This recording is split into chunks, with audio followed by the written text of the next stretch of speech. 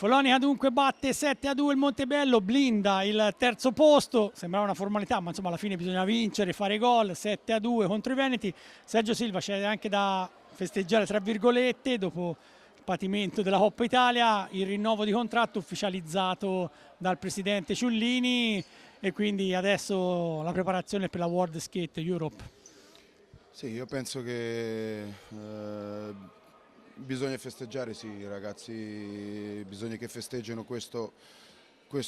risultato raggiunto perché era qualcosa di impensabile all'inizio della stagione e siamo arrivati non per caso, non per caso. Abbiamo fatto una partita più che dignitosa oggi, sicuramente non è stata la nostra miglior partita, ma arriviamo da una pausa non del patimento della Coppa Italia, perché penso che noi della Coppa Italia bisogna essere solo fieri di quello che abbiamo fatto, però essere oggi al terzo posto matematico, penso la squadra che nel girone di ritorno fino ad oggi ha fatto più punti, che non ha ancora perso e non perderà perché è finito il nostro girone di ritorno. Dietro le due che si devono contendere tutto perché continuano ad essere favorite a tutto. Abbiamo il terzo miglior attacco, la terza miglior differenza rete, la squadra che ha perso di meno, che ha vinto di più. Questo è qualcosa di straordinario, frutto di tanto lavoro che i ragazzi hanno fatto per questi mesi, quindi bisogna festeggiare sicuramente e se lo meritano. Poi da domani, da dopodomani, dopodomani magari cominciamo, no? Magari cominciamo a pensare a quello che avviene, che è qualcosa che ci può li fa diventare ancora più grandi, è una ciliegina su una torta bellissima che abbiamo qui a Follonica, che è vincere quella Coppa Europea.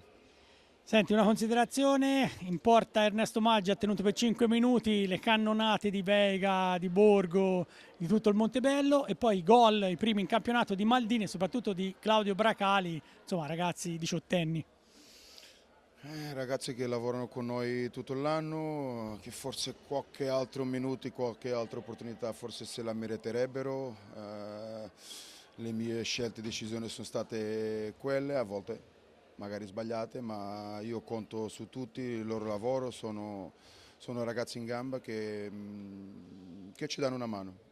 quindi quando c'è la possibilità, ma non solo, diciamo che non è un premio, è perché se lo meritano. La questione del portiere ancora di più perché due ragazzi giovani che fanno parte della prima squadra quest'anno sono bravi ragazzi, poi sono bravi come portieri, chiaro che hanno davanti Leo e non è semplice, io vorrei sempre dargli minuti perché gli fa bene e magari quando avremo bisogno per un qualsiasi motivo si fanno trovare più pronti.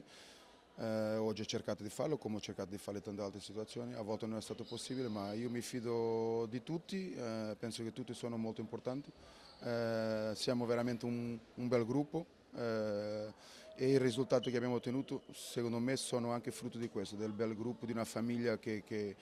abbiamo qui e si vede, si vede.